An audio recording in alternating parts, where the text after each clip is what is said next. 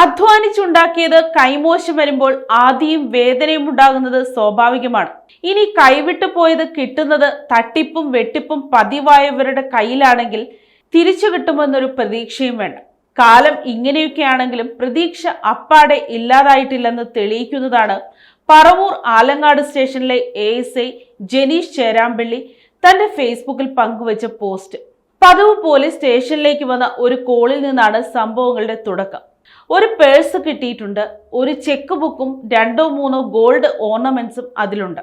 അടിയന്തരമായി ഒരിടം വരെ പോവുകയാണ്, അരമണിക്കൂറിനുള്ളിൽ സ്റ്റേഷനിൽ എത്തിക്കോളാം. ആരെങ്കിലും പേഴ്സ് തിരക്കി വന്നാൽ ഉടൻ സ്റ്റേഷനിൽ എത്തുമെന്ന് അറിയിക്കണം എന്നുമായിരുന്നു മറുതലയ്ക്കിലുണ്ടായിരുന്ന ജോൺ മാത്യു മുക്കം പറഞ്ഞത്. അല്പനേരത്തിനകം 2 ദമ്പതികൾ പേഴ്സ് നഷ്ടപ്പെട്ടെന്ന് പരാതി നൽകാനായി സ്റ്റേഷനിലെത്തി. ഇവരെ ഈ ഫോൺ കോളിന്റെ വിവരം അറിയിക്കുകയും ചെയ്തു. ഇതറിഞ്ഞതോടെ തന്നെ ദമ്പതികൾക്ക് പാതി ആശ്വാസമായി. ശ്വാസം തിരികെ ലഭിച്ച ദമ്പതികളെ തേടി ജോൺ എത്തി. പേഴ്സിലുണ്ടായിരുന്ന 4.5 പവനോളം തൂക്കം വരുന്ന സ്വർണ്ണാഭരണങ്ങളുടെ എണ്ണം ബോധ്യപ്പെടുത്തിയ ശേഷം ചെക്ക് ബുക്കും സ്വർണം ഉൾപ്പെടെ പേഴ്സും കൈമാറി എന്നാണ് ജനീഷ് തന്റെ ഫേസ്ബുക്കിൽ കുറിച്ചത്. മൂവരുടെയും ചിത്രവും ജനീഷ് പങ്കുവച്ചിട്ടുണ്ട്.